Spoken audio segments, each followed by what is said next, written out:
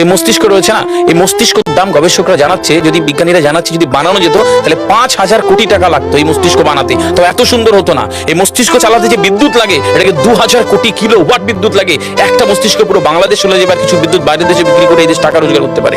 এই আপনি চিন্তা করেন যে শিরোপোষের এগুলো একটা তারের হেডফোনকে পকেটে দেবেন আর বের করবেন, দেখবেন ছাড়াতে হচ্ছে, জড়িয়ে জানা লেগে যাচ্ছে। এই পুরো শরীরের মধ্যে এরকম জড়ানো পেছনে যত শিরা আছে না, এই শিরাগুলোকে বলা হয় খুলে খুলে রাখা হলে 11 একর জমি লাগতো, 11 একর জমি লাগতো। কেন ইমাজিন আমাদের মধ্যে কি রয়েছে, পুরো শরীরে 650টা মাংসপেশি রয়েছে, যা ইনস্ট্রাকশন দেবেন তাই করবে।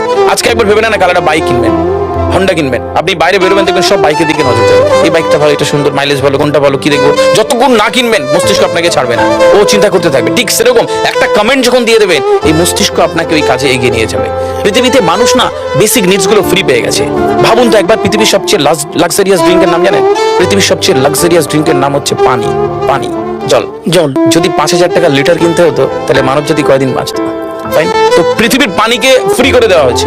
অক্সিজেন, একটি গবেষণা জানায় সারাদিনে একটা মানুষ যত অক্সিজেন নেয় এই টাকা দিয়ে কিনতে হতো তাহলে 3.5 লক্ষ টাকা লাগতো একদিনের। শুধু রাত হয় বলে আপনাকে কত টাকা ইলেকট্রিসিটি বিল দিতে হয়, তাই না? ফ্রি পেয়েছি আমরা। সারাদিনে যতবার অক্সিজেন নেই, শ্বাসটা নেই, 17,609 থেকে 23,608 বার। এই যার একবার দমের কষ্ট সে জানে একবার শ্বাস নিতে কত।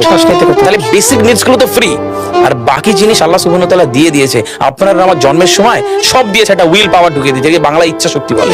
এই ইচ্ছা শক্তির বলে আপনি এখান থেকে বেরিয়ে কারো বলে চুরি করতে পারেন, আবার অভুক্ত মানুষকে একবেলা খাওয়াতে পারেন। এই দুটোর জন্য আপনার বিচার হবে আর আপনার জীবন একদিকে যাবে। বুঝতে হবে, ফিল করতে কেন দেওয়া হয়েছে।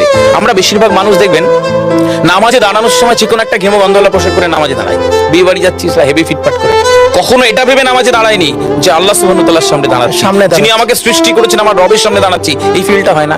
আমি সিজদায় গিয়ে বলি সুবহান রাব্বিয়াল আলা, ও ঢাকায় নামাজ পড়ছি আর ঢাকুরিয়াতে রয়েছে আমার মন, কেন মানে বুঝি না। আমরা তাকবীরে তাহারিমা করি আল্লাহু আকবার, আল্লাহ সর্বশ্রেষ্ঠ, ফিল করি না। যখনই না ফিল করবেন তখন অনুভূতি আসবে না। সূরা জুমার আয়াত নাম্বার 9 খুব সম্ভবত আল্লাহ সুবহানাহু ওয়া তাআলা কোরআনে বলছে যে জানে আর সে জানে না, দুটো ব্যক্তি এক হতে পারে না। সুতরাং বুঝতে হবে। হাদিস শরীফে আমরা সবসময় পড়ি না যে শহীদের রক্তের তুলনায় জ্ঞানীর কলমের কালি অনেক বেশি মূল্যবান। কেন বলেছে? ফিল করতে হয়। এই ফিল যখন কেউ করবে তখন তার জীবনটা। এই মস্তিষ্ক রয়েছে না, এই মস্তিষ্কের দাম গবেষকরা জানাচ্ছে, যদি বিজ্ঞানীরা জানাচ্ছে, যদি বানানো যেত তাহলে 5,000 কোটি টাকা লাগতো এই মস্তিষ্ক বানাতে। তো এত সুন্দর হতো না। এই মস্তিষ্ক চালাতে যে বিদ্যুৎ লাগে এটাকে 2000 কোটি কিলোওয়াট বিদ্যুৎ লাগে।